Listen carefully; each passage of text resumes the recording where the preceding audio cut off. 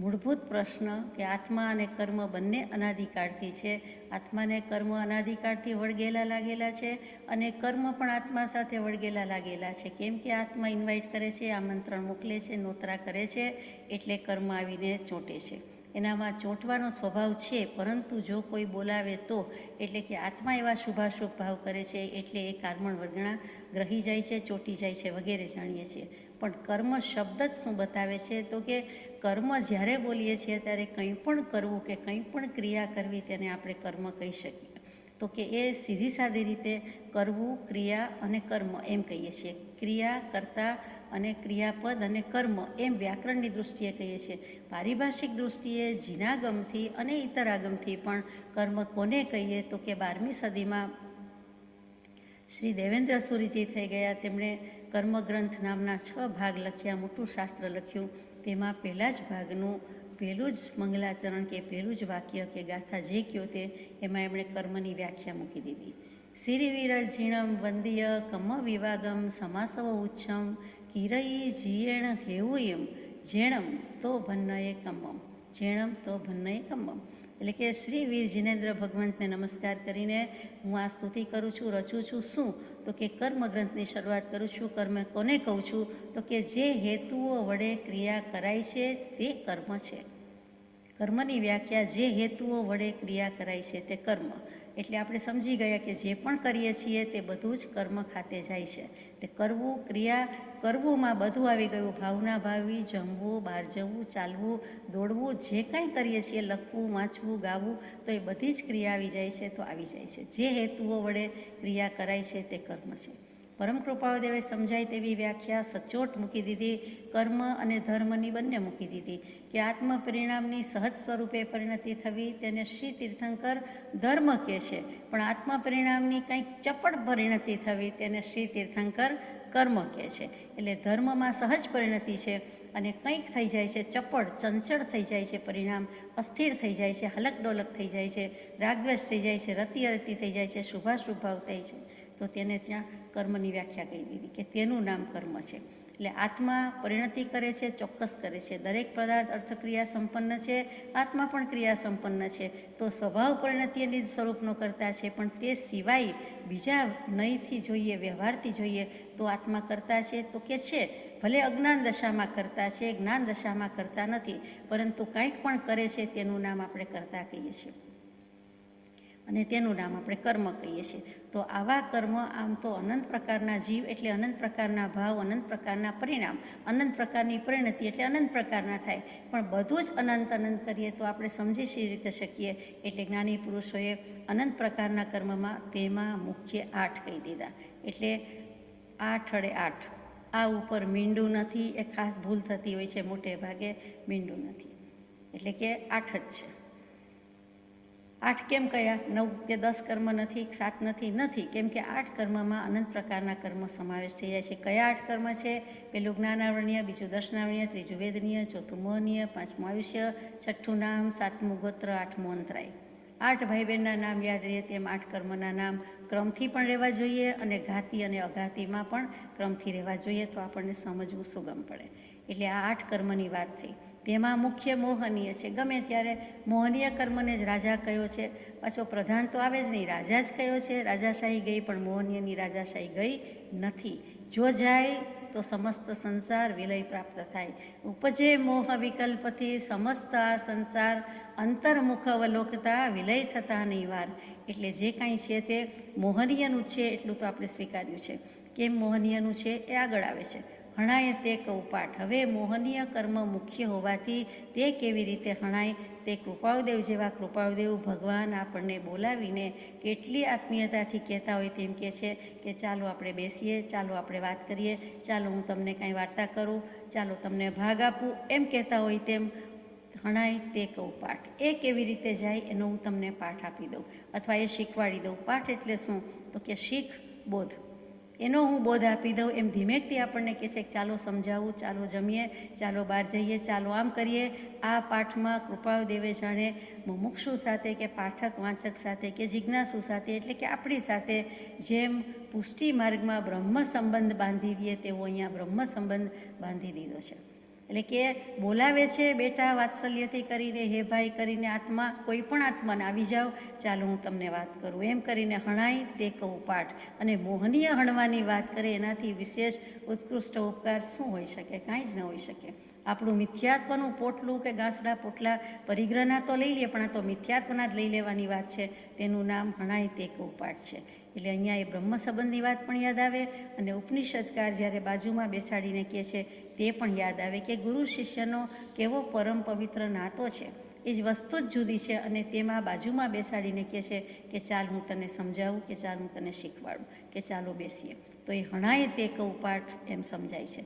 કર્મ અનંત પ્રકારના છે, પણ તેમાં મુખ્ય જ્ઞાનાવરણાદી 8 પ્રકાર છે. કૃપાદેવે પોતે જ પ્રકાશ્યું છે તે વાંચીએ છીએ. તેમાં પણ મુખ્ય મોહનીય કર્મ છે અને તે મોહનીય કર્મ હણાય તેનો પાઠ હું કહું છું. આટલું સ્પષ્ટતાથી અને નિખાલસતાથી અને આત્મીયતાથી ભાગ્યે જ કહેવામાં આવે છે. અને આ શાસ્ત્ર રચાય છે એટલે શાસ્ત્રીય પદ્ધતિ જ હોય અને તેમાં આ શિષ્ટ પુરુષ કે શાસ્ત્રા પુરુષ બિલકુલ શિષ્ટતાથી, બિલકુલ આત્મીયતાથી લખે છે.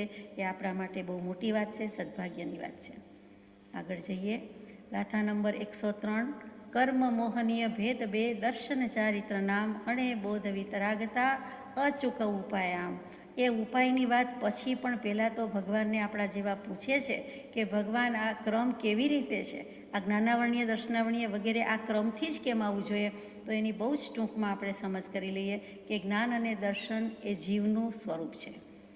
ચિત્ત શબ્દનો અર્થ જ જ્ઞાન અને દર્શન છે. પછી ચેતન, ચૈતન્ય, ચિત્તઘન અને ઉપયોગ શબ્દ આવ્યા. એટલે ચિત્ત કહેતા જ જ્ઞાન દર્શન, એટલે જ્ઞાન દર્શન એ જીવનું સ્વરૂપ છે. જ્ઞાન દર્શન વિના જીવનું જીવત્વ કોઈ રીતે હોઈ શકતું જ નથી. જીવ કીધો, ભલે નિગોદનો કીધો કે કંતવા કીડીનો કીધો, પણ એને જીવ કીધો એટલે એનામાં જ્ઞાન દર્શન છે ને છે. એમાં પણ જ્ઞાન મુખ્ય છે. જ્ઞાન ગુણ જ મુખ્ય છે અને જ્ઞાન દ્વારા જ વિચાર થઈ શકે છે. માટે જે કંઈ છે તે જ્ઞાનની જ બલિહારી કે બોલબાલા છે, દર્શન પછી છે. ભલે સમ્યક દર્શન પહેલું થાય છે, પરંતુ અહીંયા એમ કહેવું છે જ્ઞાનની મુખ્યતા છે, કેમ કે વસ્તુ એમ જ છે. જ્ઞાન ગુણ મુખ્ય છે, તેના દ્વારા વિચાર થઈ શકે.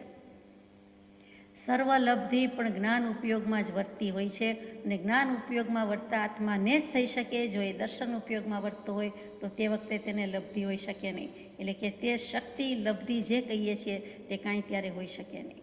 13મા ગુણસ્થાનકના પહેલા સમયે, 14મા ગુણસ્થાનકના પહેલા સમયે અને સિદ્ધ અવસ્થાના પહેલા સમયે આત્મા જ્ઞાનના ઉપયોગમાં જ પ્રવર્તતો હોય છે. એ પણ યાદ રાખવા જેવું છે. 13માનો પહેલો સમય એટલે કેવલ જ્ઞાનનો પહેલો સમય. ત્યાર પછી 14માનો પહેલો સમય એટલે અયોગી ગુણસ્થાનકનો પહેલો સમય. પછી સિદ્ધ અવસ્થાનો પહેલો સમય. આ ત્રણેયના પહેલા સમયમાં આત્મા હર હંમેશ, નો એક્સેપ્શન એ સચ, કોઈ અપવાદરૂપ હોતું જ નથી અને તેને જ્ઞાન ઉપયોગ જ વર્તતો હોય છે, કેમ કે જ્ઞાન ગુણ જ મુખ્ય છે અને આત્માનો જ્ઞાન ગુણ ક્યારેય જતો રહેતો નથી. ભલે બીજા ગુણ પણ છે, પરંતુ જ્ઞાન સાકાર છે, સવિકલ્પ છે. દર્શન ઉપયોગ કે દર્શન ગુણમાં શું થાય તો કે નિરાકાર છે, નિર્વિકલ્પ છે. માટે જે કંઈ છે તે જ્ઞાન ઉપયોગની જ મહત્તા છે.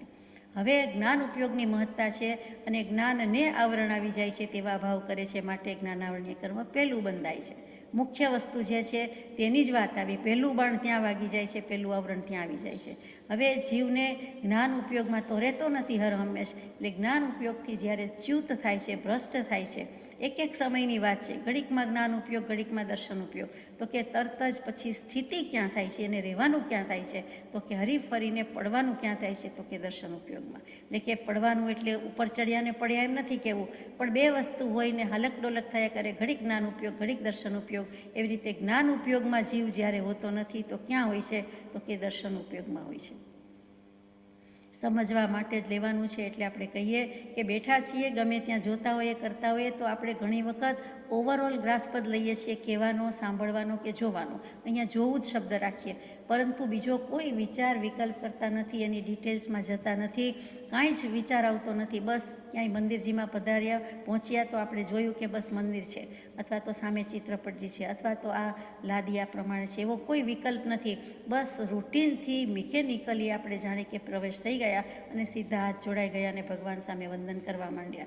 કોઈ જ વિકલ્પ નહીં કે મંદિરમાં કોઈ છે કે નહીં, કેટલા છે, ભાઈઓ છે, બહેનો છે, અગર તો કેમેરા છે અથવા તો નથી, કાંઈ કોઈ જાતનો લક્ષ્ય નથી. ભગવાન કયા છે એ પણ લક્ષ્ય નથી, ખબર છે. અને અજાણ્યું મંદિર હોય તો પણ જોવા પ્રત્યે કોઈ લક્ષ્ય નથી, માત્ર એન્ટર થયા અને બીજો કોઈ જ વિચાર નથી કર્યો, તો તે વખતે જીવને દર્શન ઉપયોગ હોય અને હોય જ. એ વખતે જીવને દર્શન ઉપયોગ છે, એટલે કે નિરાકાર છે, નિર્વિકલ્પ છે. એટલે દર્શન ઉપયોગ તો હોય જ છે, પરંતુ જ્ઞાન ઉપયોગ ક્યારે કામ આપે છે? તો કે તરત જ વિચાર થાય, કોઈ નથી આવ્યું, કેટલા આવ્યા છે, બધા આવી ગયા, હું જ લેટ છું, અથવા તો કયા ભગવાન છે, કઈ મુખ મુદ્રા છે, અથવા કઈ મુદ્રાનું છે ચિત્રપટ છે, અથવા તો એને હાર પહેરાવ્યો છે કે નહીં, એથી માંડીને બધું જ કંઈક આત્મસિદ્ધિજી કોતરેલી હોય તો એમાં આપણું ધ્યાન જાય, અહીંયા સ્પેલિંગ આવો છે, જોડણી આવી છે, આ નાનો અક્ષર છે, મોટો અક્ષર છે, કંઈક પણ ભાવ અથવા તો બહુ જ ભાવવાળી છે અને આ ચિત્રપટ જેમાં મને બહુ ભાવ આવતા નથી, આવા જે બધા નાના મોટા વિકલ્પ કરીએ, સર્ટિફિકેટ આપીએ, શુભાશુભાવ કરીએ, એ બધું જ જ્ઞાન ઉપયોગનું કામ છે. જ્ઞાન ઉપયોગ જ આ બધું કર્યા કરે છે, જાણીએ છીએ. એમાં નથી રહેતો જીવ, એટલે દર્શન ઉપયોગમાં વારંવાર હોય છે અને ત્યાં એ સ્થિર થાય છે. એટલે કે કોઈ જ વિચાર ન કરતા હોય એવું આપણા જીવનમાં અથવા દિવસમાં 24 કલાકમાં કેટલીક સેકન્ડ તો આવી જ જાય છે. આપણને ત્યારે લક્ષ્ય કે ભાન થતું નથી, હોતું નથી, જાગૃતિ નથી, ઉપયોગ નથી, નહીંતર ત્યારે જ સમ્યક દર્શન થઈ જાય. એટલા માટે આ કહેવાય છે કે જ્ઞાનાવર્ણીય કર્મ, બીજું દર્શનાવર્ણીય કર્મ લાગે છે. આ ક્રમ કેટલો સૂચક છે જોવાનું છે. આત્માના જ્ઞાન દર્શન ગુણ, અનિવાર્ય ગુણ, જ્ઞાન દર્શન ઉપયોગ, અને તેમાં કેટલાક ભાવ થઈ જાય છે એટલે જ્ઞાનાવર્ણીય કર્મ લાગે છે, એમાં નથી રહેવાતું, દર્શન ઉપયોગમાં જાય છે, દર્શનાવર્ણીય કર્મ લાગી જાય છે. ત્યાર પછી શું છે તો કે જ્ઞાનાવર્ણીય અને દર્શનાવર્ણીય કર્મ લાગ્યા એ પોતપોતાના વિપાકને સુખ દુઃખ રૂપે ફળ આપે છે. હવે જેને લાગ્યા, જે આત્માએ ભાવ કર્યા તે પ્રમાણે એ ફળ આપે છે. ઉગી તો ગયા, વાવી તો દીધા, તેથી એનું નામ પડ્યું તે વેદનીય કર્મ. કે હવે કર્મનો વિપાક આવશે, ફળ આવશે, ઉદય આવશે, એટલે કે વેદનીય કર્મ આવી ગયું. જ્ઞાનાવર્ણીય, દર્શનાવર્ણીય, ત્રીજું વેદનીય. જે બહુ જાણે છે તે પોતાને સુખી માને છે કે મને કેટલું બધું આવડે છે, મને કેટલું બધું યાદ છે, મને તો આટલું મુખપાઠ છે, કંઠસ્થ છે, અથવા તો આપણને તો તરત જ કોઈ પણ વ્યવહારની વાત પણ યાદ રહી જાય. એક વખત જોયેલી વ્યક્તિ કદી ભૂલીએ નહીં, એક વખત સાંભળેલો શબ્દ ગમે ત્યારે યાદ જ હોય, એ સ્પીચ ઉપરથી ઓળખાઈ જાય, દેખાવ ઉપરથી ઓળખાઈ જાય, વગેરે વગેરે. જે આવડ્યું, જાણ્યું કે ઘણું ભણ્યા અને ઘણું જ્ઞાન, અને પછી એને જે ભાવ આવી જાય છે કે હું સુખી. અને જેને કાંઈ આવડતું નથી, યાદ રહેતું નથી, અથવા ક્ષરક્ષમ નથી, અથવા ભણ્યા નથી, એને એવો ભાવ આવે કે મને કાંઈ આવડતું નથી અથવા હું ભણ્યો નથી, તો એ પોતાની જાતને દુઃખી માને છે. તો આ વેદનીય કર્મમાંથી જ્ઞાનાવર્ણીય, દર્શનાવર્ણીયને હિસાબે સુખી દુઃખી થયો, એ ભાવ આવી ગયો કે જ્ઞાન ઓછું છે, દર્શન ઓછું છે, વગેરે વગેરે. દર્શન ઓછું કઈ રીતે? તો કે કોઈ જન્મથી અંધ છે અને એમ થાય કે મને કેટલું બધું દર્શનાવર્ણીય કર્મ છે, અને કોઈકને વિઝન પુઅર છે તો એને એવું લાગે, અને કોઈકને એટલું પાવરફુલ વિઝન છે કે જિંદગીભરમાં કદાચ બાયફોકલ ન આવે ને કેટરેક્ટ ન પ્રોબ્લેમ કરે, તો પછી એનો શું અર્થ થયો? તો કે એને તો કાંઈ વાંધો નથી, પોતાને બહુ જ સુખી માને. તો એ વખતે જ્ઞાનાવર્ણીય, દર્શનાવર્ણીય, વેદનીય કર્મ છે. એટલે વેદનીય કર્મનો ઉદય આવે. આપણે તો માત્ર એક દૃષ્ટાંત લીધું, પણ સમજી શકાય છે કે દરેક કર્મ આ રીતે વિપાક આપતું હોય છે. એટલે અહીંયા જ્ઞાનાવર્ણીય, દર્શનાવર્ણીયની વાત હતી, એટલે આ રીતે વેદનીય લીધું. આગળ જઈએ કે વેદનીય કર્મ વેદતી વખતે ઇષ્ટ અનિષ્ટ વસ્તુનો સંયોગ વિયોગ થયા કરે, એટલે તરત જ ભાવ બદલાઈ જાય અને રાગ દ્વેષ થઈ જાય. એ રાગ દ્વેષની પરિણતિ થઈ જાય. એ શું સૂચવે છે? તો કે મોહનીય કર્મનો પ્રભાવ છે. જ્ઞાનાવર્ણીય લાગ્યું, દર્શનાવર્ણીય લાગ્યું, વેદનીય લાગ્યું, અને એ વેદતી વખતે આપણને શુભાશુભ ભાવ થયા વિના રહેતા નથી, એટલે તરત જ એ પલટાઈ જાય છે રાગ અને દ્વેષમાં, શુભાશુભમાં, સંકલ્પ વિકલ્પમાં, એટલે કે મોહનીય કર્મમાં આવી જાય છે.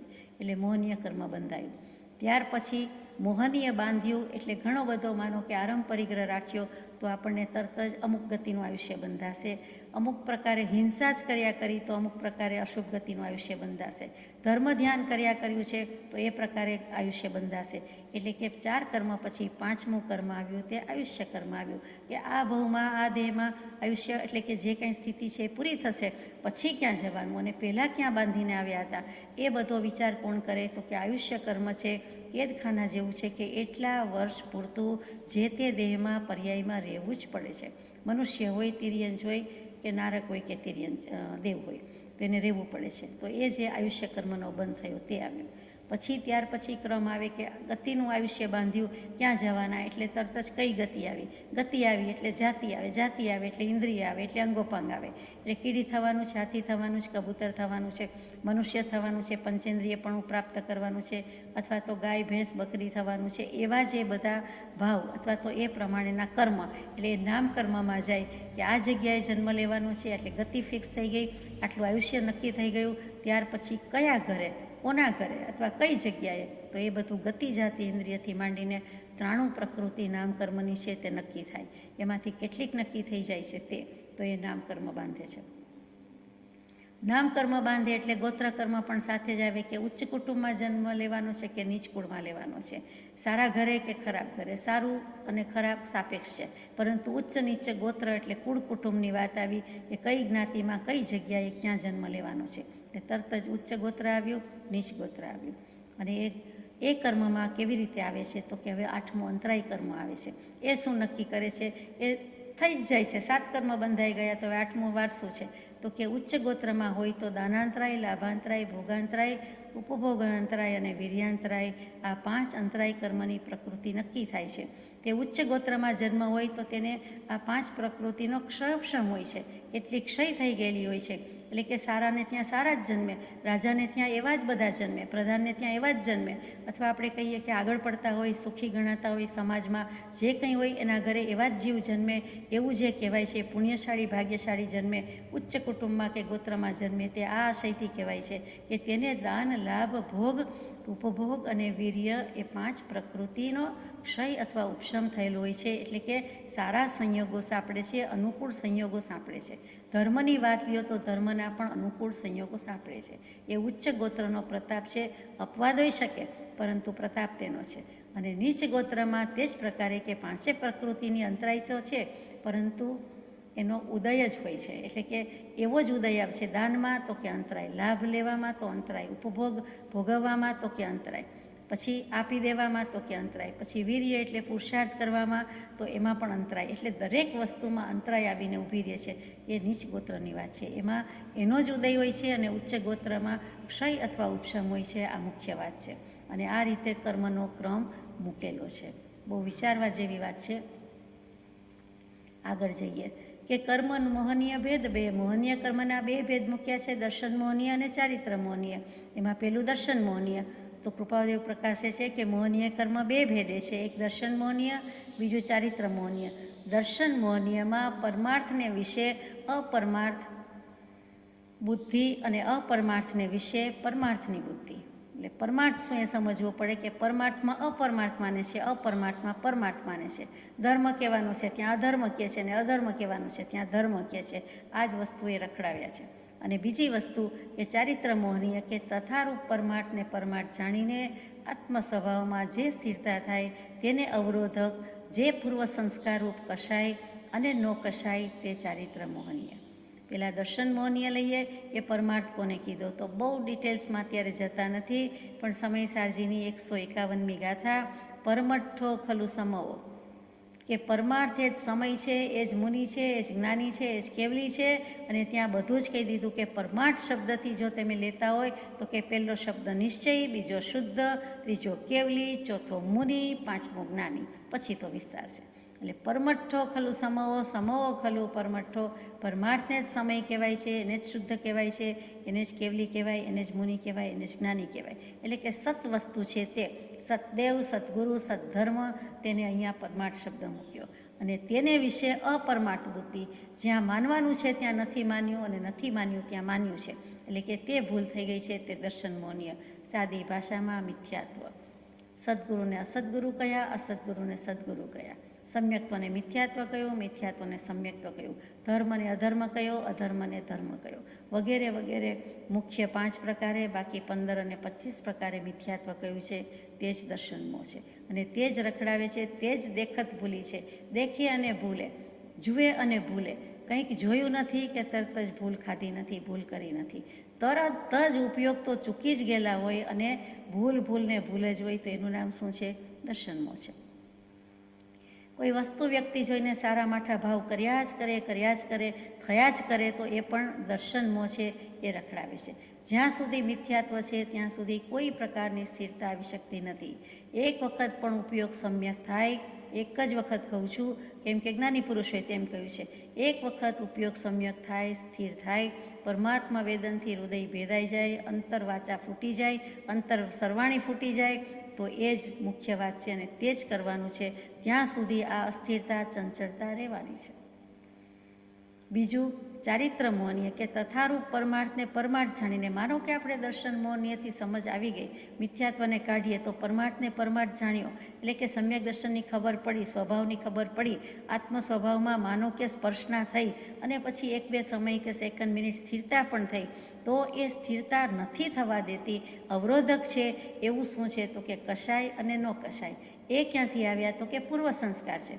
પૂર્વભવ હતો, બધાને હોય છે, હતો, અને પછી પણ છે. પૂર્વજન્મ પુનર્જન્મની માન્યતા છે, તો એ પૂર્વ સંસ્કાર છે, વાસિત બોધ છે. સંસ્કાર લઈને આવ્યા, વાસના લઈને આવ્યા, તો એ જે વિષય કશાયનો ભાવ છે તે પૂર્વ સંસ્કાર. એટલે ત્યાં કશાયના ભાગ પડ્યા, નો કશાયના પડ્યા. ત્યાં ચારિત્ર મોહનીય છે, જે આપણને આત્માની સ્થિરતા થવા દેતા નથી. ક્રોધ, માન, માયા, લોભ એ મુખ્ય 4 કશાય, 4 ચક્રવર્તી મોહરાજા અને પાછા એના 4 સુભટ મોટા આગેવાન, એટલે કે દરેક આર્મી કે દરેક દળના જે વડા મૂક્યા હોય, ચીફ મૂક્યા હોય, એવા 4 છે. એ 4 ચક્રવર્તી કહેવાય છે. તે ક્રોધમાન માયા લોભ એક ક્રોધના એક કશાયના ભાગ પાડ્યા કે અનંતાનુબંધી ક્રોધમાન માયા લોભ, અપ્રત્યાખ્યાની, પ્રત્યાખ્યાની અને સંજ્વલન. સહેજ તણખા જેટલું હોય તો પણ ગણતરીમાં લીધું છે તો ખરું ને, અસ્તિત્વ તો છે ને, એટલે સંજ્વલન આવ્યા. તો આ 4 ગુણ્યા 4 એટલે 16 કશાય થઈ ગયા. એને ચારિત્ર મોહનીય કહી દીધું. અને બીજું 9 નો કશાય છે, જે કશાયના સહચારી છે, કશાયની સાથે છે, અલ્પ પ્રમાણમાં કશાય જ છે. એવા કોણ છે? તો કે હાસ્ય, રતિ, અરતિ, ભય, શોક, જુગુપ્સા, સ્ત્રીવેદ, પુરુષવેદ, નપુંસકવેદ. આ જે 9 નો કશાય છે તે 16 ને 9 25 એ ચારિત્ર મોહનીયની પ્રકૃતિ થઈ અને તે જ આપણને રખડાવે છે.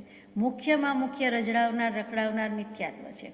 સર્વ પાપનો પિતા કહી દીધો છે. લોભને કહેવાય છે, એવું જ મિથ્યાત્વને કહેવાય છે. સર્વ પાપનો જનક હોય તો તે મિથ્યાત્વ છે. એટલે દર્શન મોહ જાય અને ચારિત્ર મોહ જાય તો જ કંઈક લાગે. કેવી રીતે જાય? ભણે બોધ વિતરાગતા.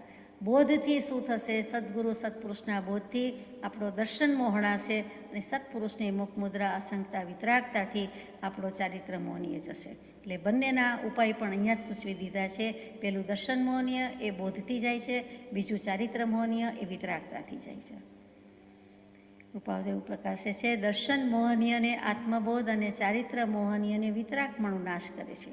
આમ તેના અચૂક ઉપાય છે. કેમ કે મિથ્યા બોધ તે દર્શન મોહનીય છે, તેનો પ્રતિપક્ષ સત્યાત્મ બોધ છે, અને ચારિત્ર મોહનીય રાગાદિક પરિણામરૂપ છે, તેનો પ્રતિપક્ષ વિતરાગ ભાવ છે. એટલે અંધકાર જેમ પ્રકાશ થવાથી નાશ પામે છે, તે તેનો અચૂક ઉપાય છે.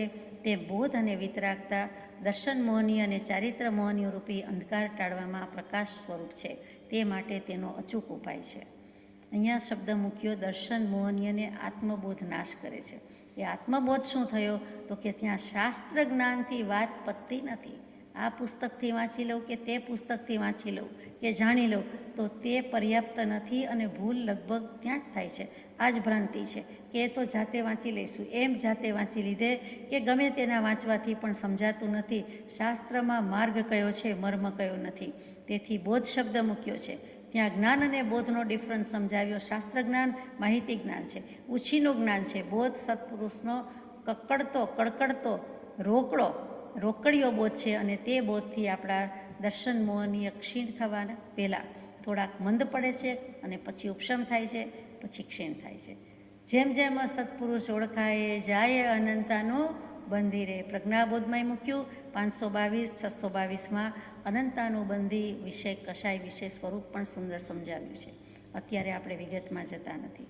એટલે અહીંયા આત્મજ્ઞાનની મહત્તા કીધી છે કે સદગુરુ સત્પુરુષને આત્મજ્ઞાન તો હોય જ, હોવું જ જોઈએ, અને તે જે કેમ તેમ જ થાય.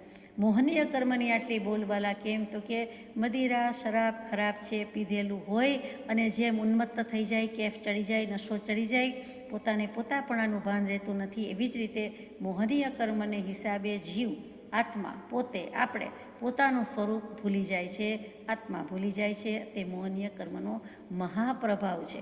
ખોટો પ્રભાવ છે પણ મહાપ્રભાવ છે, અને તે જ આપણને ચૂકવી દે છે. અને તે જડ છે તે શું કામ આવું પરિણામ લાવે? તો કે પરિણામ તો લાવે આપણે પહેલાં એવા ભાવ કર્યા એટલે. મૂળથી જ મિથ્યાત્વ અને એવા ભાવ કરતા રહ્યા, ગુણાકાર થયા, સરવાળા થયા, અને તેને કારણે આમ થાય છે. હવે સત્પુરુષનો બોધ આ ભવે મળ્યો છે, હવે લડી લેવાનું છે. હવે મોહનીય ન જોઈએ, હવે દર્શન મોહનીય ન જોઈએ. એમાં પાછું શ્રી આત્મસિદ્ધિ શાસ્ત્રમાં મૂકી છે આ વાત, એટલે આપણને ખાસ લાગવું પડે છે. આગળ જઈએ. 104 નંબરની ગાથા. કર્મ બંધ ક્રોધાદિથી હણે ક્ષમાદિકતે, પ્રત્યક્ષ અનુભવ સર્વને એમાં શો સંદેહ. આ પણ આપણા અનુભવની વાત છે કે કર્મ બંધ ક્રોધાદિથી હણે ક્ષમાદિકતે. ક્રોધમાન માયાલોભ જાય કેવી રીતે? સત્પુરુષ ઓળખાઈ જાય, પણ બીજી રીતે કઈ રીતે જાય? તો કે ક્રોધ આદિ ભાવથી કર્મ બંધ થાય છે. એટલે કે ક્રોધ, માન, માયા, લોભ આદિ કરીને કૃપાદેવે બધાને લઈ લીધા. અને કેવી રીતે હણાય છે? તો ક્ષમાદિક ભાવથી હણાય છે. ક્રોધની સામે પ્રતિપક્ષી ક્ષમા રાખી છે. જો ઉત્તમ ક્ષમા હોય તો ક્રોધ આવે જ નહીં, થાય જ નહીં, કેમ કે પોતે સ્વભાવના ભાનમાં છે. પણ નથી એવું, એટલા માટે ક્રોધનો ઉપાય સૂચવે છે કે ક્ષમા રાખવી જોઈએ. કોઈકે ભૂલ કરી હોય તો પણ ક્ષમા રાખવી જોઈએ. આપણે ભૂલ કરી હોય તો ક્ષમા માગવી જોઈએ. ક્ષમા માગતા પણ જીવને ઘણો સંકોચ વર્તે છે, ક્ષોભ વર્તે છે. સોરી કહી શકાતું નથી આપણાથી. ભગવાનને કહીએ હવે ભગવાન હું બહુ ભૂલી ગયો, પણ મુમુક્ષુને ભૂલ કબૂલતા પણ બહુ વિચાર કરે છે. એટલું જ નહીં, પછી ક્ષમા આપનારના પક્ષે મોટી જવાબદારી છે કે ક્ષમા આપણે માગી તો લઈએ, પણ સામો જીવ આપણને ક્ષમા ન પણ આપે, ક્ષમ્ય ન પણ કરે, તે વળી વધારે સમજવાની વાત છે. તો અહીંયા ક્ષમા કહેતા જ બને તો એવા ભાવ જ સ્ફુરવા ન જોઈએ, વિભાવ પરિણતિમાં જવું જ ન જોઈએ. પણ એવી દશા નથી, એવી ઉત્તમ ક્ષમાના ધારક નથી, એટલે સાદી ક્ષમા જ અહીંયા મૂકી છે કે એટલી ક્ષમા તો થાય ને કે કોઈ ભૂલ કરે તો માફ કરીએ, અથવા તો કોઈનું ખોટું ન લગાડીએ તો તે પણ ક્ષમા જ છે. કોઈ જીવ ગમે તે કહે પણ આપણે ખોટું ન લગાડીએ, ભૂલ હોય તો કબૂલાત કરીએ, ભૂલ હોય તો સુધરી જઈએ, તો પછી હોય ભવિષ્ય કે પ્રતિજ્ઞા કે હવે આ ભૂલ થવી જ ના જોઈએ. પણ વારંવાર થયા કરે ને વારંવાર ક્ષમા માગીએ, વારંવાર ક્ષમા આપે, એનો કોઈ અર્થ પણ નથી. ક્રોધાદિ ભાવથી કર્મ બંધ થાય છે, ક્ષમાદિક ભાવથી તે હણાય છે. ક્ષમા એ જ મોક્ષનો ભવ્ય દરવાજો છે. સ્વભાવથી જ, આત્મ સ્વભાવથી જ મોક્ષમાં પ્રવેશ થશે. જે સહી શકે એવું છે એના માટે પણ ક્ષમા જ ભૂષણ કીધું છે. જે નથી બદલો વાળી શકતા, બોલી શકતા નથી, કરી શકતા નથી, એના માટે પણ ભૂષણ છે, અને જે રાખી શકે છે એના માટે પણ ભૂષણ છે. બંનેના પક્ષે નબળાઈ નથી, સમર્થતા છે, જો ક્ષમા રાખી આપી શકીએ તો. એટલે જ આપણે ખમત ખામણા બોલીએ છીએ. ખમું છું અને ખમાવું છું. હું ખમાવું છું, તમે પણ મને ક્ષમજો, ખમજો. એટલે બંને શબ્દનું ઇમ્પોર્ટન્સ છે. માત્ર ક્ષમા નથી, પણ બંને સાથે આવી છે. ક્ષમાપના બોલીએ છીએ, તેમાં પણ ક્ષમા આપના, એટલે કે ક્ષમા આપવી, ક્ષમા માગવી એ પણ થયું, ક્ષમા રાખવી એ પણ થયું, અને ક્ષમા આપવી એ પણ થયું. એટલે ક્ષમાનો ભાવ તે ક્ષમાપન, ક્ષમાપના. કૃપાળદેવનો પાઠનું નામ એટલું ક્ષમા યાચના નથી, પણ ક્ષમાપના છે. એટલે બહુ વિચારવા જેવું છે. ક્રોધ પછીની વાત બીજો કશાય આવે તે માયા. તો કે સરળતાથી માયા રોકી શકાય છે. નિર્વ્યાજ સરળતા જોઈએ, સંપૂર્ણ નિખાલસતા જોઈએ, નિર્દોષતા જોઈએ. આજે તો 21મી સદીનું કે 20મી સદીનું બાળક પણ એટલું નિર્દોષ હોતું નથી. બાળક ક્યારેય નિર્દોષ હોતું નથી, પણ વ્યવહારથી આપણે બોલીએ છીએ, એને ગતાગમ નથી, શુદ્ધ સમજ નથી, વાણી નથી, ત્યાં સુધી બોલી જવાય કે નિર્દોષ છે. પણ આ સરળતા તો પ્રજ્ઞાવાળી સરળતા હોવી જોઈએ કે જે સૌભાગભાઈ, પ્રભુશ્રીજી વગેરે જીવોમાં હતી. જે ધર્મ પામ્યા છે તે જીવોમાં આ ગુણ હતો, અને તો જ ધર્મ કે તત્વ પામી શકાય છે.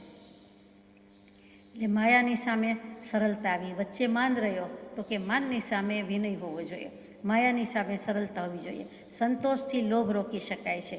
એમ રતિ, અરતિ આદિના પ્રતિપક્ષથી તે દોષો રોકી શકાય છે. તે જ કર્મબંધનો નિરોધ છે, અને તે જ તેની નિવૃત્તિ છે. જે કારણ બંધના તેહ બંધનો પંથ, તે કારણ છે દક દશા, તે જ મોક્ષનો પંથ. જેનાથી કર્મ બંધાય છે તેના પ્રતિપક્ષી લાવી દઈએ, તેનો છેદ ઉડાડનાર લાવી દઈએ, એટલે તે વસ્તુ ત્યાં જ જતી રહી છે. જેમ કે મોહ મંત્ર છે, મોટો મંત્ર છે, પણ મોહ ન કરવો એ મોહને મારવાનો મંત્ર છે. આગળ કે પાછળ ન લગાડી દઈએ એટલે ત્યાં જેનો ઉપાય આવી ગયો. મોહ ન મોહ, માયા ન કરવી, મમતા ન રાખવી, એટલે ન આવી ગયો અને એનો મારણ આવી ગયું. આ વાત તો સર્વને પ્રત્યક્ષ અનુભવ છે અથવા સર્વને પ્રત્યક્ષ અનુભવ થઈ શકે તેવું છે. ક્રોધાદી રોક્યા રોકાય છે અને જે કર્મબંધને રોકે છે તે અકર્મ દશાનો માર્ગ છે. અહીંયા અકર્મ દશા કીધી, સીધું મોક્ષ નહીં, ધર્મ નહીં, અકર્મ દશા એટલે કર્મ બાંધતો નથી, પણ ધર્મદશા નહીં કીધી. કૃપાળુદેવ જો ધર્મદશા લખી દે તો ન ચાલે, પણ નહીં, એ કર્મ બાંધે છે પણ હજી હળવા પણ બાંધી શકે છે, એટલા માટે તે કર્મદશા અકર્મદશા લખી હોય તેમ લાગે છે કે કર્મનો બંધ આ રીતે રોકાય છે. કર્મબંધનો માર્ગ એટલે કે અકર્મ દશાનો માર્ગ આ છે. તમારે અકર્મ રહિત એટલે કે અકર્મ દશામાં આવવું હોય, કર્મ રહિત થવું હોય, એટલે સાવ કર્મ રહિત તો સિદ્ધ થઈએ ત્યારે છે. તો એ સિદ્ધ દશામાં પ્રયાણ કરવા માટે પહેલાં દર્શન મોહનીય કાઢવું પડશે, પછી ચારિત્ર મોહનીય કાઢવું પડશે. એ માર્ગ પરલોકે નહીં પણ અત્રે અનુભવમાં આવે છે, તો એમાં સંદેશો કરવો. આ કંઈ બીજાના ઘરની વાત નથી, બીજાના ક્ષેત્રની વાત નથી, બીજા લોકમાં થશે, પરલોકમાં થશે, બીજા ભવે થશે એમ નહીં. અત્યારે આ દેહે, આ ભવમાં, આ દુનિયામાં જ્યાં રહીએ જન્મ્યા છીએ ત્યાં જ આ અનુભવમાં આવી શકે એવી વસ્તુ છે. કે ક્રોધમાન માયાલોભનું રેઇન ચેક છે, એડવાન્સ બુકિંગ છે એવું નથી. આ ભવે જ કરીએ છીએ અને ઓછા કરવાનો પ્રયત્ન પણ કરીએ છીએ, અને કરી શકાય છે. જ્ઞાની પુરુષોએ જે તે દેહમાં રહીને જ આ કશાયને કાઢ્યા છે, એટલે આપણાથી પણ થઈ શકે. હકીકત છે, એમાં સંદેશો કરવો. તો કૃપાદેવ કેવી ભાષા વાપરે છે કે અત્રે અનુભવમાં આવે છે. જો તમે અનુભવી શકો છો પોતાના અનુભવે, બીજાના અનુભવે, કે આને ક્રોધ કહેવાય, આને માન કહેવાય, આને માયા અને લોભ, તો પછી એમાં શંકાને સ્થાન ક્યાં રહ્યું? જો અનુભવ્યું એટલે કે સમજાયું, પકડ કરી, તો એમાં સંદેહને અવકાશ જ ક્યાં છે? સંદેહ કહેતા શંકા, અને આ જેવી તેવી શંકા નથી.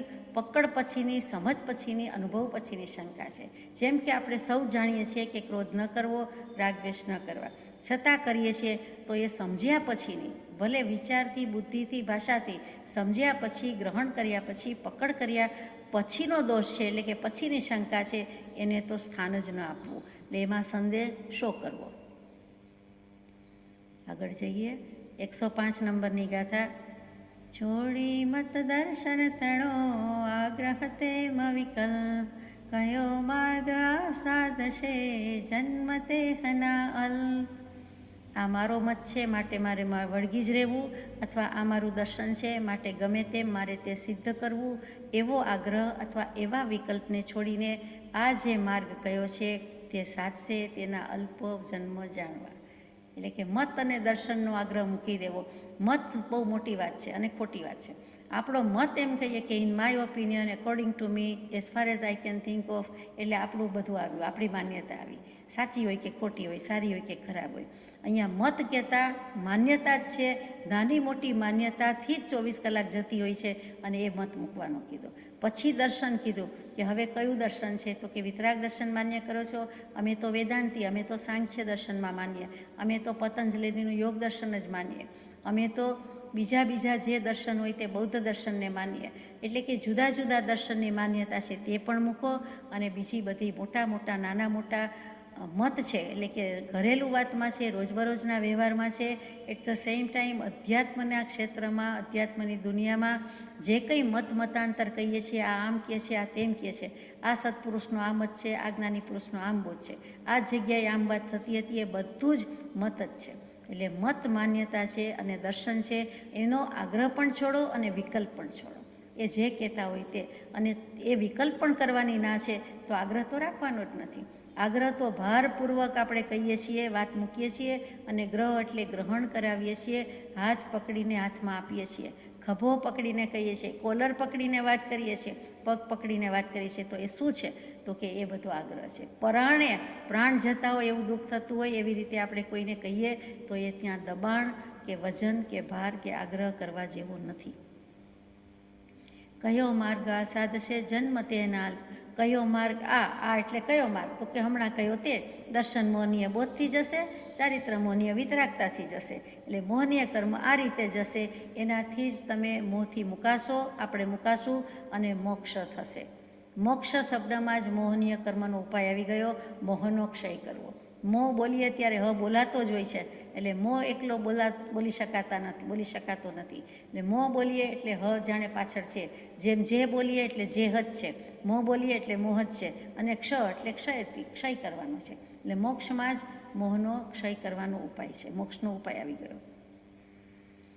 તેના અલ્પ જન્મ જાણવા, એટલે કે સમ્યક દર્શન જાણે થઈ ગયું હોય તેમ કૃપાળદેવ કહે છે. મુમુક્ષુને જે કોઈ વાંચે તેને કે જો સત્પુરુષ ઓળખાયા, દર્શન મોહનીય મંદ થયો અને જો ક્ષય કરી ચૂક્યા અથવા ક્ષોપશમ કર્યો તો તમને સમ્યક દર્શન છે, માટે હવે તમારા અલ્પ જન્મ છે એમ આપણને કહે છે.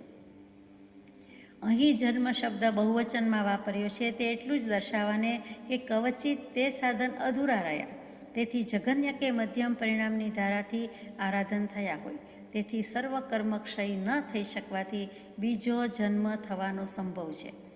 પણ જન્મ તેહનો અલ્પ એમ નથી કીધું, એક જ જન્મ નથી કીધો, પણ જન્મ તેહના એટલે બહુવચન વાપર્યું છે, સિંગ્યુલરની બદલે પ્લુરલ વાપર્યું છે. તો કહે છે કે કેટલાક જીવો જગનની આરાધના કરી શકે, કેટલાક મધ્યમ કરી શકે, કેટલાક ઉત્કૃષ્ટ કરી શકે, પણ કોઈક જ જીવ એવા હોય કે તે જ ભવે મોક્ષે જતા રહીએ તો તેને પણ લઈ લીધા છે.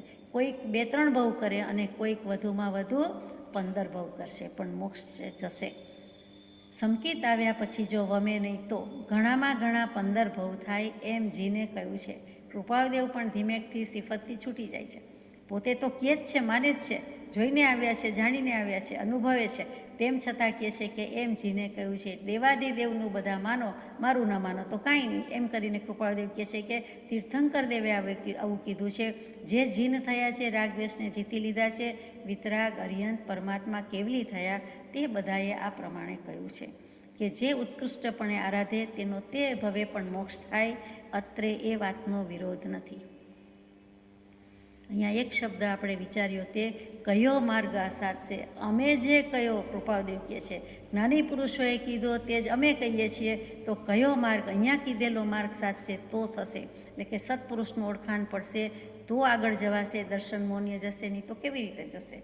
200 નંબરનો પત્ર વચનાવલીમાં એક વાક્ય ધીમેકથી મૂકી દીધું છે કે અનંતકાળથી જીવ નિજ છંદે ચાલીને પરિશ્રમ કરે તો પણ પોતે પોતાથી જ્ઞાન પામે નહીં, પરંતુ જ્ઞાનીની આજ્ઞાનો આરાધક અંતર મુહૂર્તમાં કેવલ જ્ઞાન પામે. તે વિચારવા જેવું છે કે આમ અનંતકાળ કાઢી નાખ્યો છે તો પણ મોક્ષે જઈ શકતા નથી, સમ્યક દર્શન લઈ શકતા નથી. અને જો જ્ઞાનીનું ઓળખાણ થાય અને એની એક આજ્ઞાનું આરાધન થાય તો કેવલ જ્ઞાન થઈ જાય, મોક્ષ થઈ જાય.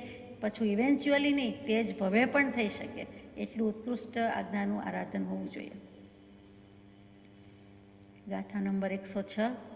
ષટપદના ષટ પ્રશ્ન તે પૂછ્યા કરી વિચાર, તે પદની સર્વાંગતા મોક્ષ માર્ગ નિરધાર. હે શિષ્ય, તે 6 પદના 6 પ્રશ્નો વિચાર કરીને પૂછ્યા છે અને તે પદની સર્વાંગતામાં મોક્ષ માર્ગ છે એમ નિશ્ચય કર. અર્થાત એમાંનું કોઈ પણ પદ એકાંતે કે અવિચારથી ઉત્થાપતા મોક્ષ માર્ગ સિદ્ધ થતો નથી. હે શિષ્ય, કૃપાળદેવ આપણને શિષ્ય કહી દીધા તો આપણને તો કલ્યાણ થઈ જવાનું.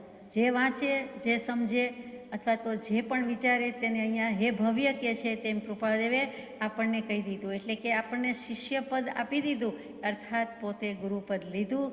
મહાજોખમ જવાબદારીવાળું પદ, પણ પોતે પરમાત્મા છે, ભગવાન છે એટલે લઈ શક્યા છે. તે ભગવાનને પણ આ તકે ફરીથી નમસ્કાર છે કે ષટપદના ષટ પ્રશ્ન તે 6 પદના મને 6 પ્રશ્ન તો પૂછ્યા, 6 શંકા તો કરી, અને કેવી રીતે કરી છે, નાની મોટી જેમ તેમ કરી નથી, પૂછ્યા, કરી, વિચાર. તે વિચાર કર્યો છે, ઉત્તમ પ્રકારના વિચાર કરીને મને પૂછ્યા છે. કેમ કે પોતે જ લખ્યા છે, પોતે જ આપી દીધું છે એટલે લખી શકે. આપણને તો પૂછતા પણ આવડતું નથી, જ્યારે એમને તો પોતે જ ડબલ રોલમાં છે. શિષ્યના મુખ્ય શંકા એમણે જ મૂકી છે એટલે કરી શક્યા છે કે તે ઉત્તમ વિચાર કરીને મને પૂછ્યું છે.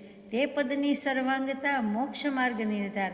હવે મોક્ષ માર્ગ તો એમાં આવી ગયો, આ 6 પદમાં જ મોક્ષ માર્ગ છે, સમ્યક દર્શન છે, મોક્ષ છે.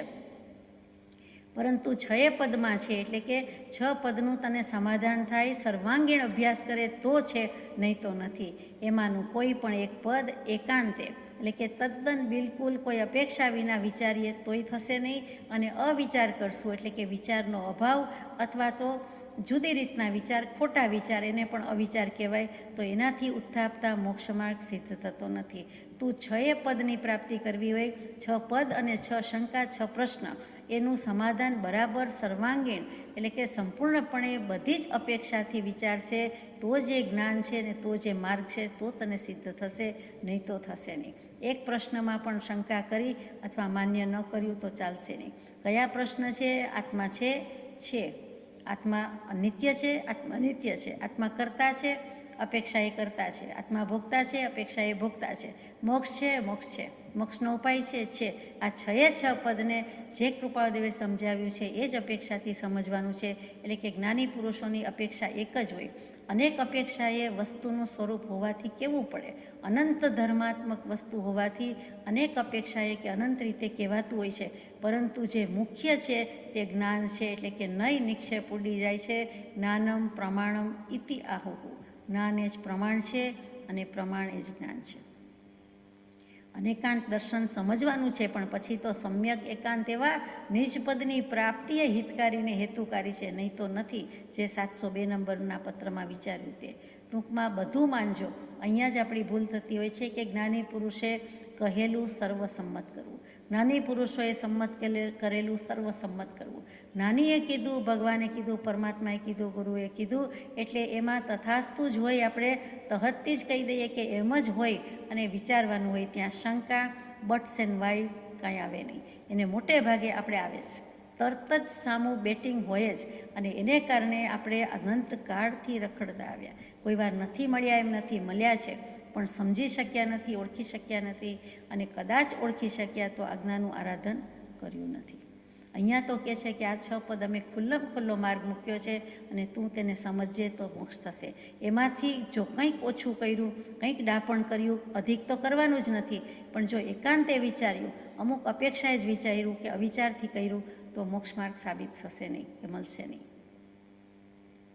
આપણે તો સમજવું મોક્ષ ઉપાય તો ઉદય સદભાગ્ય પ્રભુ સમજાવો એમ વિનંતી કરીએ છીએ. આત્મસિદ્ધિ શાસ્ત્રમાં સમજાવે છે અને સમજાવો સદુપાય કહીએ છીએ, પછી સમજાવે છે, ઉપાય આપે છે, પછી આપણે સામો જવાબ આપીએ છીએ કે સમજવું મોક્ષ ઉપાય તો ઉદય સદભાગ્ય. જો સમ્યક દર્શન લઈ લઉં તો મારા સદભાગ્યનો ઉદય 2 વખત ઉદય કયો કે મારો ઉદય થઈ જશે. એ ગાથામાં આપણે વિચારીશું. આગળ જઈએ.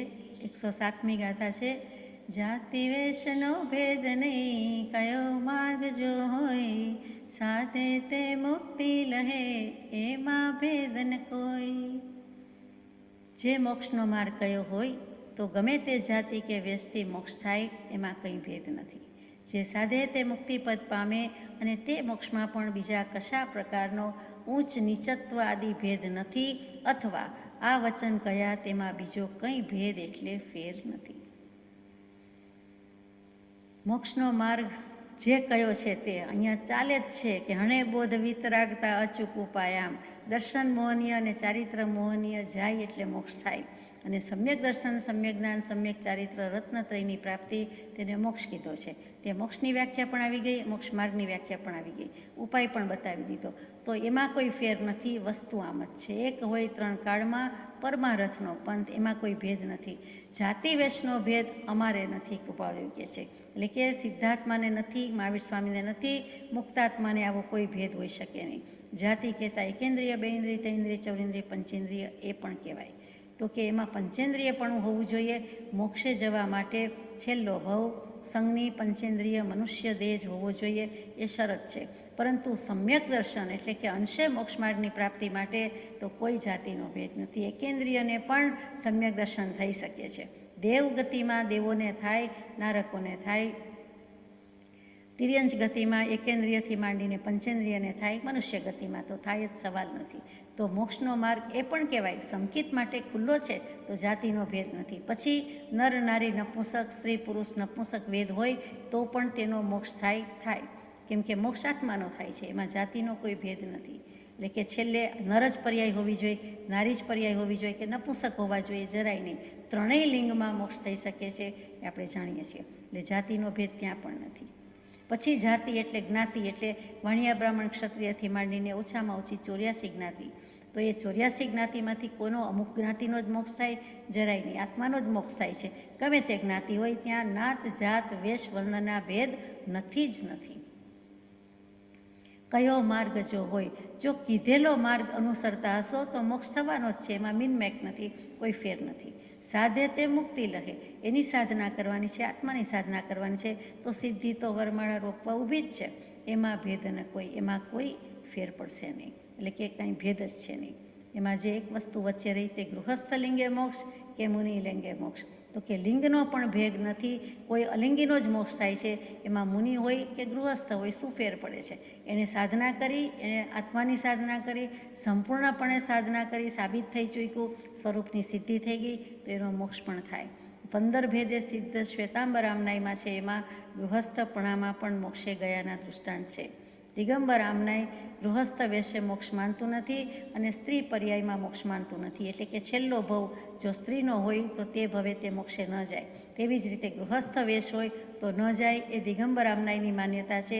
અહીંયા તો પરમ કૃપાળદેવે કીધું કે આત્માનો મોક્ષ થાય છે, એટલે નર નારી કે નપુંસક ગમે તે હોય તે મોક્ષે જઈ શકે છે. એવી જ રીતે આત્માનો જ મોક્ષ હોય છે, એટલે છેલ્લે કાંઈ સ્ત્રી પુરુષ એવો વેદનો ઉદય હોતો નથી, એટલે એ પણ રહેતું નથી. અવેદી પદની પ્રાપ્તિ કરવાની છે, એટલે અવેદ પદની પ્રાપ્તિમાં આ કોઈ ભેદભાવ હોતા નથી. એ ભેદભાવ તો પર્યાયી દૃષ્ટિ કહેવાય છે, અને વાત તો અહીંયા દ્રવ્ય દૃષ્ટિની થાય છે, એમ કોઈ દિવસ ભગવાન કહે નહીં. 108મી ગાથા છે. કષાયની ઉપશાંતતા માત્ર મોક્ષ અભિલાષ, ભવે ખેદ અંતર દયા તે કહીએ જિજ્ઞાસ. બહુ જ મહત્વની ગાથા, બધું કહી દીધું છે તેવી ગાથા. 4 વસ્તુમાં તો જ્ઞાન દર્શન ચારિત્ર તપ મૂકી દીધા એવું લાગે. તો કષાયની ઉપશાંતતા, તો મૂળમાં પાયો જે છે કે 4 કષાય છે તે ઉપશામ પામેલા હોવા જોઈએ. ક્ષય ન થાય તો કાંઈ નહીં, પણ પહેલાં ઉપશમ થવા જોઈએ, એટલે કે કષાય પાતળા પડેલા હોવા જોઈએ, કષાયની મંદતા થવી હોવી જોઈએ. તો કષાય ક્યારે ઉપશમ થાય કે મંદ થાય? તો કે સત્પુરુષનું ઓળખાણ થાય ત્યારે જ થાય. અનંતાનુબંધી પેલો જાય પછી જે થશે એમનેમ સીધા થશે નહીં. અનંતાનુબંધી કશાય મુખ્ય છે, સીધા અપ્રત્યાખ્યાની પ્રત્યાખ્યાની જાય નહીં. કોઈ જીવ ઘણું સમતાની મૂર્તિ દેખાતી હોય, પરંતુ મિથ્યા સમતા છે, સમ્યક દર્શન પહેલાંની છે. કોઈ જીવ ઘણો સહનશીલ હોય, બધું વેદી શકતો હોય, સમભાવે વેદી લેતો હોય. અહીંયા શારીરિક દુઃખની વાત કરી છે, વેદનાની વાત કરી છે, તો આપણને થાય કે એવા શાંત સૌમ્ય સમતાધારી છે, પરંતુ મનમાં તો કેટલો ખળભળાટ હોય.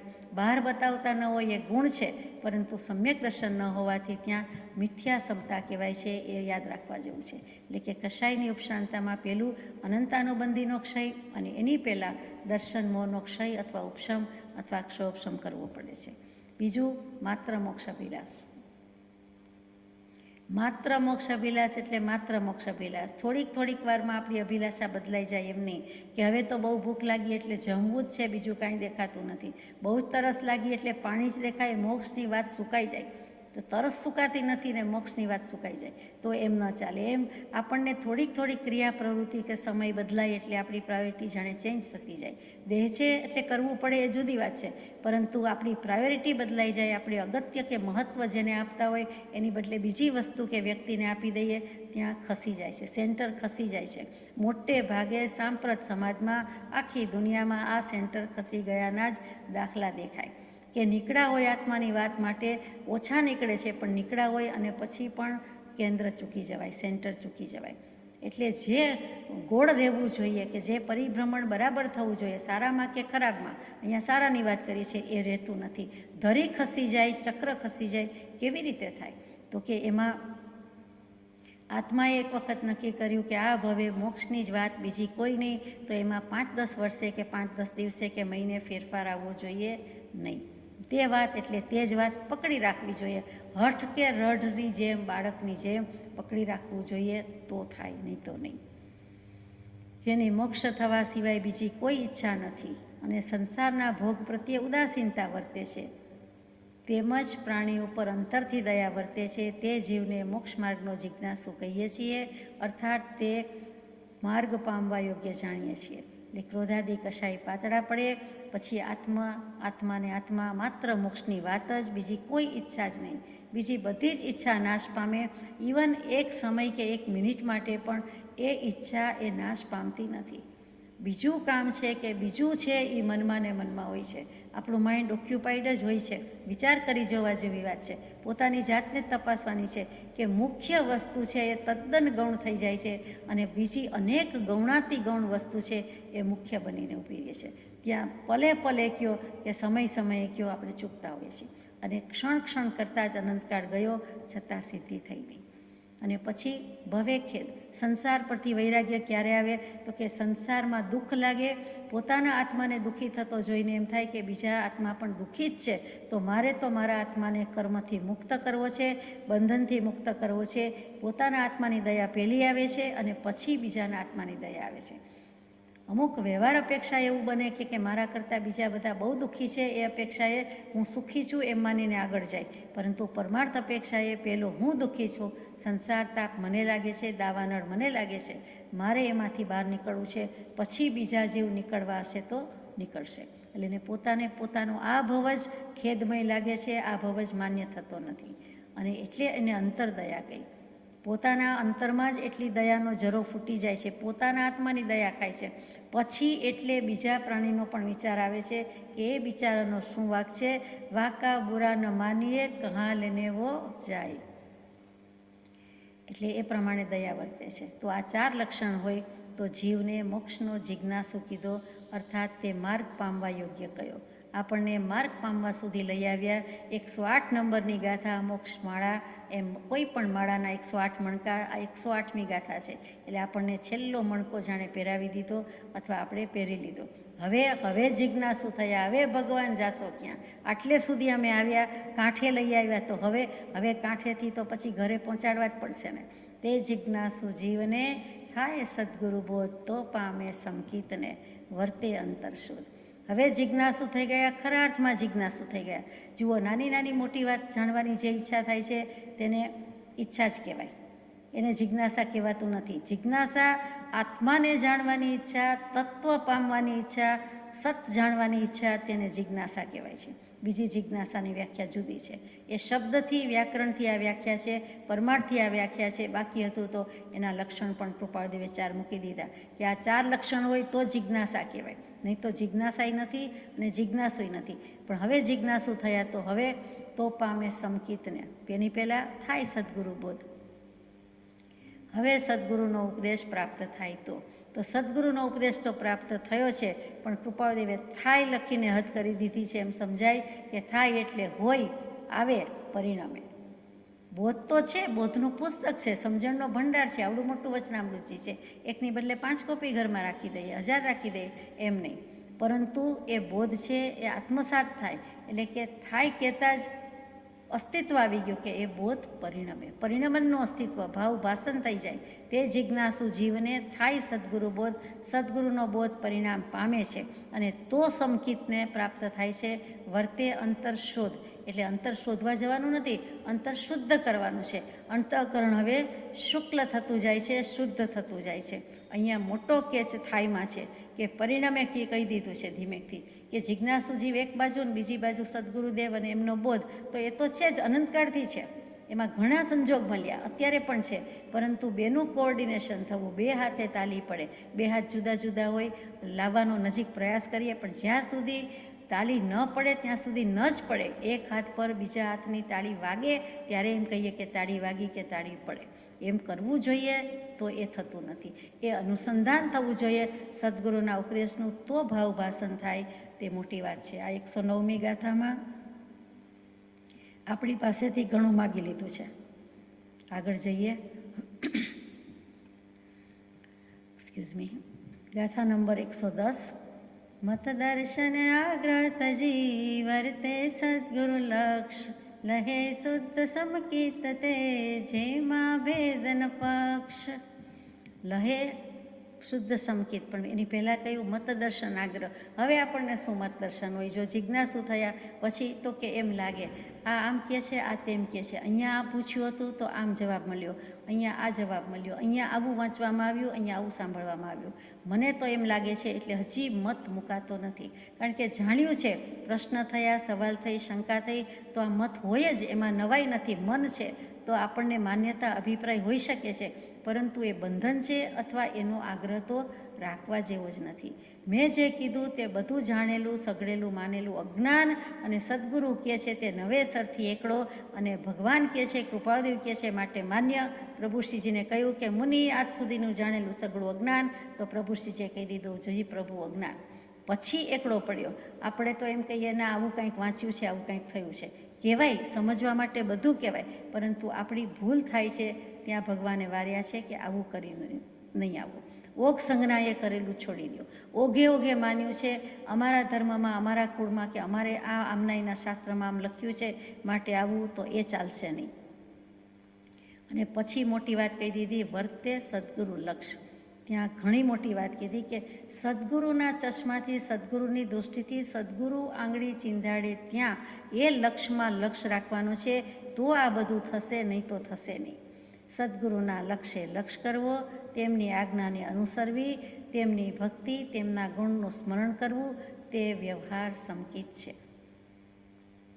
માત્ર ભગવાનની શ્રદ્ધા કે આ સાચા પુરુષ છે એમ કહી દીધું અને બીજાને કહી દીધું અને કહીએ અથવા તો આગ્રહ કરીએ, તે સંકિત નથી, તે વ્યવહાર સંકિત નથી.